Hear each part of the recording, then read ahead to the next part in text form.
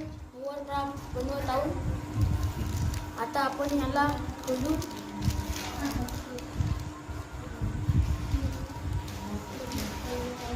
हे आहे डबरी टोपी. चक्री. काय स्ट्रॉ आहे. हे आहे स्ट्रॉ आणि हे आहे फुगा आणि हा आहे रबर. आता आपण याला फुग्यामध्ये टाक. फुग्यामध्ये बांधू. Very good. टोपीला स्ट्रॉ आहे ना. अच्छा.